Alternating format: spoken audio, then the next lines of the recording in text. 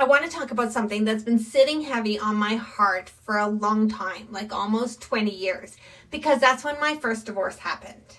It's about the promises kids make to themselves quietly after they go through something hard, something they don't understand, something they never saw happen until it hit them in the heart. You know, those kind of promises that sound like this: I'll never do that to my kids. Or when I'm a parent, I will never do this. I mean, most of the time, they don't say it out loud. They say it inside. And those thoughts usually come from pain, confusion, or fear, not anger. Sometimes anger, I guess.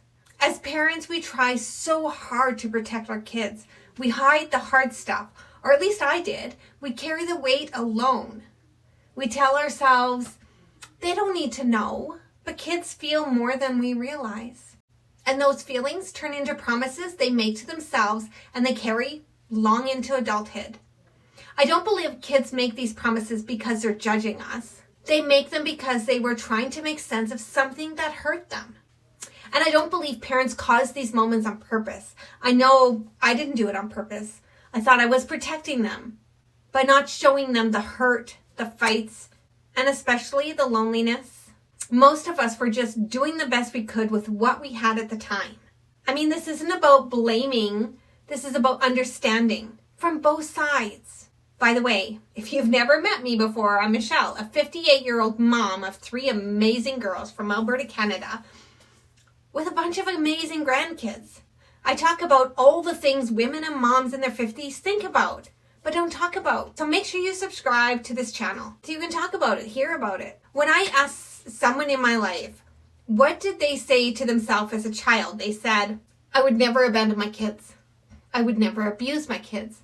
I would never beat my wife. All heart-wrenching things as a child to have to put on their not-to-do list, right? So first, let's talk about getting divorced. I mean, this one hits me personally.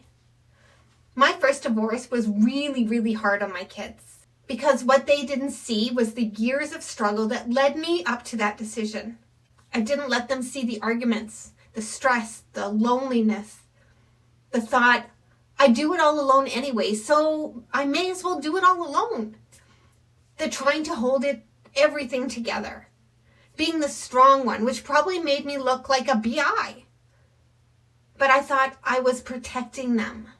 But I realized from my girl's perspective, and probably everyone in my life, it felt sudden. They didn't understand. From my child's viewpoint, one day life looks like everything's okay, and then suddenly everything changes. Their life is turned upside down. Their parents are no longer talking. Their parents no longer living in the same house. So they have different homes, different routines, different energy. They don't see the buildup. They see the ending. So in their heart, they think, if love can break like that, I'm never going to let it happen to me. And they promise themselves, I'll never get divorced. Not because they understand marriage, but because instability felt scary because they were kids. But from my perspective, from the parent side, it looks different. You stayed longer than you should have. You tried harder than anyone knows. You kept things quiet to protect your kids. You thought silence meant safety, but kids don't need all the details. They may have just needed some context. And when they don't have it, they fill the blanks in by themselves. So there's also the money stress. It's another big one. From a child's perspective, kids are incredibly intuitive. They feel tension. They hear quiet conversations. They notice stress. Even if no one says a word, they see it. So a child may think, we're not okay, and I don't know why. They worry quietly, and later they promise themselves, my kids will never have to worry about money. From the parents' side, you were probably doing everything possible. You didn't want them scared. You didn't want them carrying adult problems. So you smiled through it. You said, we were fine. And you carried the stress alone. That wasn't weakness. That was love. Then there's the emotional silence. This one runs deep for many families. From a child's perspective, baby feelings weren't talked about. You didn't cry. You didn't get angry. You didn't show sadness. You don't hug or say, I love you. I mean, that was mine. It was my best friend who taught me how to hug when I was well into my teens. Yeah, I had to be taught. Hugging felt odd, weird, like you're in my bubble. So as a child, you learned feelings are something you keep inside. And they promised themselves, I'll always let my kids talk. My kids will never feel alone with their emotions. I will hug my kids and tell them I love you. As a parent, maybe you weren't taught how to talk about feelings. Maybe you were raised to push through, to stay strong, to survive. You didn't withhold emotions to hurt them. I know you just didn't have the tools. Didn't know how to hug. And then there's parent burnout. This one hits a lot of moms. I guess as a child, they remember you tired, always busy, always responsible, always doing everything for everyone else. You're always strong, so they promise and say to themselves, I'll never lose myself as a parent. I'll never be exhausted.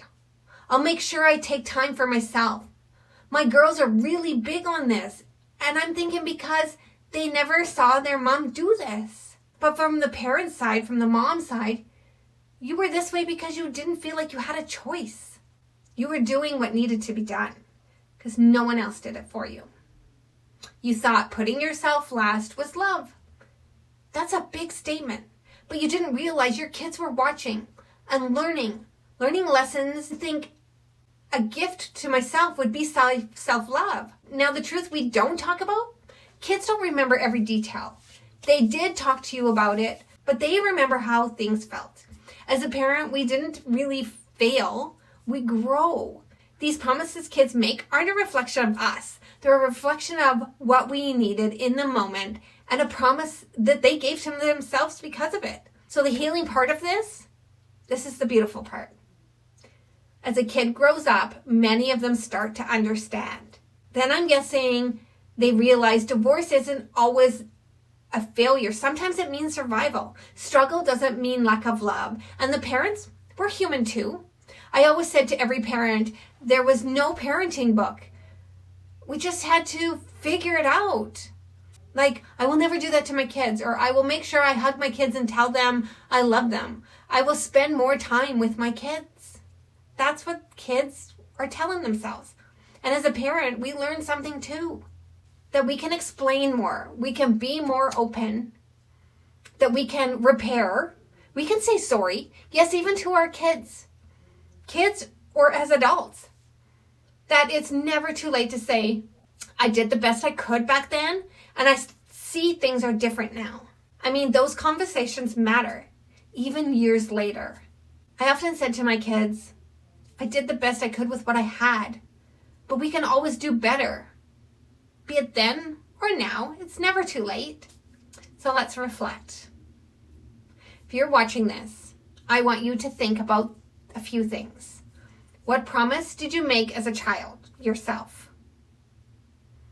What promise did your children make after a hard season, a hard lesson, something difficult in their life? What do you wish you could explain now with the wisdom you have today? Parenting was never about doing everything perfectly. It was about loving deeply, learning constantly, and giving grace to ourselves and our kids. Our kids do some things differently than we did, and that's okay. That doesn't have to mean we failed. It means they learned. And maybe that was the point all along. So if your kids carry on some fun, kind traditions like mine did, that might show that I did something right, even with all the hard times. Just something to think about. So let's end by putting in the comments what you as a child said you would never do to your kids. And have you ever had that conversation with your kids? What they may have said when they were growing up? It's never too late to have that conversation and let them know you see them.